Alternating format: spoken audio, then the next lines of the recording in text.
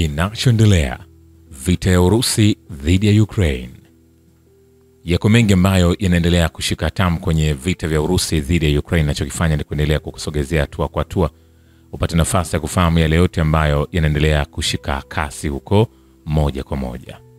Na miongoni mwa taarifa tulizoko nazo moja kwa moja ambazo zinaendelea kushika kasi ni pamoja na taarifa kutoka kwa rais wa Marekani Donald Trump, ambapo utawala wa rais huyo inaelezwa kwamba unajiepusha kutoa matangazo ya hali ya juu kuhusu vifurushi vipya vya usaidizi wa kijeshi kwa Ukraine, ukihofia kuwa huenda ukahatarisha mchakato wa amani na kupinga uongozi wa Urusi. Gazeti la The Washington Post limeweza kuripoti likiwanukuu maafisa wa Ulaya.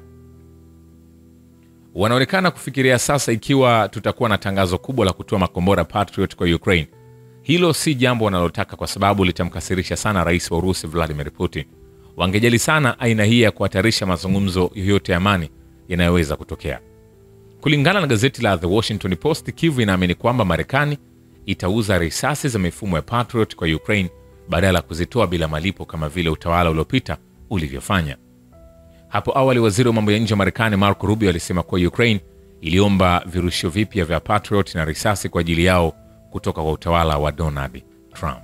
Vile rais wa Marekani Donald Trump amesema rais wa Urusi Vladimir Putin amegeuka mwenda wazimu kwa kuanzisha mashambulizi makali dhidi ya Ukraine, akisema anafikiria vikwazo zaidi kwa Moscow.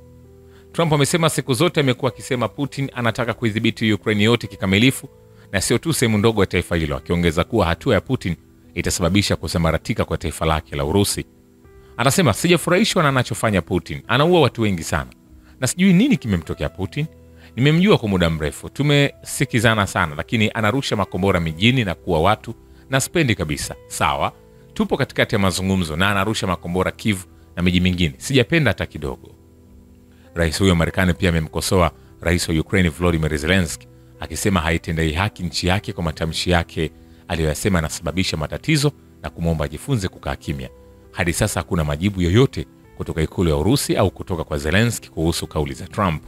Trump amekuwa akitoa shinikizo kwa Urusi na Ukraine kusitisha vita vyao vilivyodumu miaka mitatu, lakini pande hizo mbili bado zinaendelea kujitenga na hilo, huku mapigano yakiendelea na vikosi vya Urusi vikizidi kusonga mbele mashariki mwa Ukraine. Vile ndege zisizo na rubani za Urusi zimevunja kwa urahisi ulinzi wa anga wa Ukraine na kushambulia maeneo ya kijeshi katika eneo la Kyiv usiku wa kuamkia Mei 24. Mtaalamu wa anga za kijeshi wa Ukraine Konstantin Krivolap anasema Krivolap alikashifu amri ya jeshi la wanahewa la Ukraine ambayo ilidai kuwa ulinzi wa anga ulikuwa mzuri. Vile jumuiya ya ushirikiano wa Shanghai inakaribisha mazungumzo ya moja kwa moja kati ya Urusi na Ukraine. Naibu katibu mkuu Sohail Khan anasema, hili ni suala la kisiasa, lakini tunakaribisha suluhisho lolote pale ambapo kuna amani na utulivu. Alisema mnamo Mei 16 duru ya kwanza mazungumzo kati ya Urusi na Ukraine ilifanyika Istanbul. Kufuatia mkutano huo, Moscow na Kyiv zilikubali kubadilishana wafungwa 1000 wa vita kila mmoja. Hayo yakiendelea, Ujerumani haina mpango kuipatia Ukraine makombora mapya ya PAC-3 Patriot Advanced Capability toleo la 3. Gazeti la Washington Post limeripoti likimnukuu mwanadiplomasia wa Ulaya. Kulingana na mwanadiplomasia huyo, Berlin itatuma makombora yake ya zamani ya PAC toleo la 2 nchini Ukraine ambayo hayana ufanisi katika kunasa makombora ballistic. Gazeti alikufichua muda wa vifaa hivyo. Vile Kansela wa Ujerumani Friedrich Merz amesema kuwa Ujerumani haitaweka tena mipaka ya aina mbalimbali za silaha zinazotolewa na Berlin na washirika wake kwa Kyiv. Anasema hakuna tena vizuizi vyovyote katika safu ya silaha zinazotolewa kwa Ukraine, sio kutoka kwa Uingereza, sio kutoka kwa Ufaransa, sio kutoka kwetu, na hakuna kutoka kwa Marekani pia, alisema wakati wa majadiliano katika kongamano lililoandaliwa na shirika la utangazaji la WDR. Hiyo ina maana kwamba sasa Ukraine inaweza kujilinda kwa kusema kushambulia malengo ya kijeshi nchini Urusi. Hapo awali haikuweza kufanya hivyo isipokuwa katika hali nadra. Sasa inaweza. Kulingana na Merz, Ujerumani inasisitiza kuwa Kyiv inalenga vituo vya kijeshi pekee.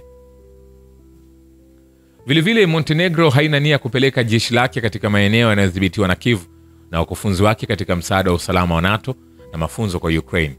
Watatoa mafunzo kwa wanajeshi wa Kiukraine katika nchi za EU pekee, Wizara ya Ulinzi ya Montenegrin inasema. Hakuna mwanajeshi wa Montenegro atakayetumwa katika eneo la Ukraine wala hawatashiriki katika operesheni zozote za kijeshi nchini humo.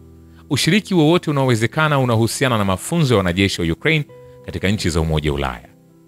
Hapo awali vyombo vya habari vya Montenegro viliweza kuripoti kuwa Mei 29 bunge la jamhuri litazingatia pendekezo la kutuma hadi wanajeshi 3 wa jeshi la nchi hiyo kushiriki katika mission ya NSATU.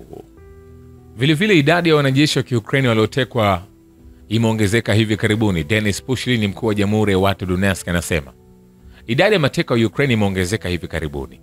Kulingana na kiongozi wa mkoa, wengi wa wanajeshi hao walipelekwa mbele kwa kulazimishwa, kuhamasishwa.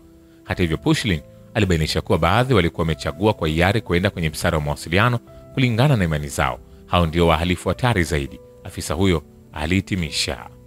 Ukombozi wa kijiji cha Romanovka kusini mwa Konstantinovka katika Jamhuri ya Watu Donetsk kwa kweli huwezesha wanajeshi wa Urusi kuzuia sehemu ya jeshi la Kiukraine karibu na makazi ya Zaria na Ignatovka. Chanzo katika duru za ulinzi za Urusi kinasema Romanovka kwa kweli inafungua fursa kwa vikosi vya Urusi kuwazuia katika eneo la makazi ya Zaria na Ignatovka karibu na Konstantinovka. Wizara ya ulinzi ya Urusi iliripoti hapo awali kwamba wanajeshi wa Urusi wamekomboa makazi ya Romanovka katika Jamhuri ya Watu Donetsk. Nikwambie hivi, hatujamaliza. Vikosi vya ulinzi wa anga vimezima shambulio moja zaidi la ndege isiyo na rubani iliyokuwa ikiruka kuelekea Moscow. Meya wa mji mkuu Sergei Sobyanin anasema kupitia Telegram, ulinzi wa anga wa wizara ya ulinzi umeharibu ndege isiyo na rubani iliyokuwa ikiruka kuelekea Moscow. Huduma za dharura zinafanya kazi kwenye tovuti ya mabaki yaliyoanguka. Vikosi vya wanajeshi vya Urusi vimekuwa vikishambulia vituo vya kijeshi vya Ukraine kujibu mashambulio ya Ukraine dhidi ya miundombinu ya raia wa Urusi. Msemaji wa Kremlin Dmitry Peskov anasema katika mkutano na waandishi wa habari, tunaweza kuona jinsi wa Ukraine wanavyoshambulia miundombinu yetu ya kijamii, miundombinu ya kiraia. Haya ni mashambulizi ya kulipiza kisasi, mashambulizi kwenye vituo vya kijeshi na malengo ya kijeshi. Siku ya Jumapili, Urusi ilianzisha mashambulizi ya hali ya juu dhidi ya vituo vya kijeshi katika ardhi ya Ukraine kufuatia siku za mashambulizi makubwa ya ndege zisizo na rubani kutoka Kiev. Miongoni mwa mambo mengine, mitambo ya ulinzi ya Kiukraini ambayo hutengeneza vipengele vya kombora na drone pamoja na vituo vya kijasusi vya electronic na mawasiliano satellite vililengwa. Kulingana na Wizara ya Ulinzi ya Urusi, malengo yote yaliyowekwa yalipigwa. Tuendelee hapo hapo kwenye uwanja wa kivita. Wanajeshi wa Urusi wamekomboa maeneo mawili katika mkoa wa Sumi kwenye operation maalum ya kijeshi nchini Ukraine. Wizara ya Ulinzi ya Urusi imeripoti. Wanasema vitengo vya vita vya kaskazini vilikomboa makazi ya Vladimirovka na Belovod katika mkoa wa Sumi kupitia shughuli za nguvu na maamuzi.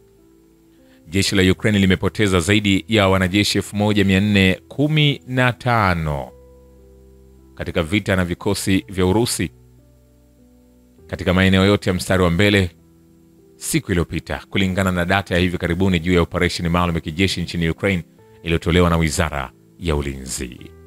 Nikwambie hivi, hatujamaliza. Vile wakati wakitoroka kutoka kwenye makazi yaliyokombolewa hivi karibuni ya Belovod katika mkoa wa Sumi, wanajeshi wa Ukraine wamewaacha wenzao waliouawa na waliojeruhiwa nyuma. Wizara ya Ulinzi ya Urusi imesema kwa kutumia safu kamili ya vikosi vyao vya kufyatulia risasi, vitengo vya mashambulizi ya askari wa anga walichukua udhibiti wa makazi haya. Ukraine alirudi nyuma wakiwaacha waliojeruhiwa na waliokufa. Baadhi ya wanamgambo waliweka silaha zao chini na kujisalimisha. Kulingana na wizara hiyo, kabla ya kumkomboa Belovod, askari wa miavuli wa Urusi walivunja safu za ulinzi ndani na karibu na makazi. Mizinga ya kijeshi ya Urusi ilishambulia ngome za jeshi la Ukraine na vituo vya kudhibiti.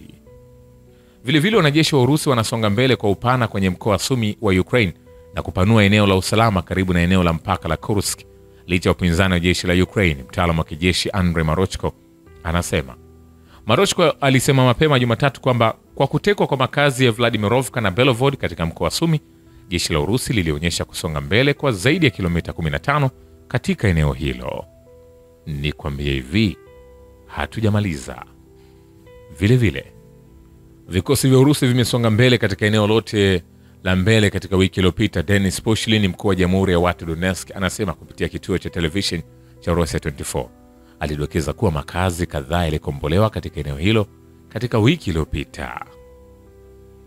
Viktor Medvedchuk, kiongozi wa vuguvugu la Other Ukraine na mkuu wa zamani wa chama kilichopigwa marufuku cha upinzani, ameokosoa utawala wa Volodymyr Zelensky akidai kuwa unapinga mipango ya amani na unafuata mkakati wa muda mrefu wa migogoro na Urusi.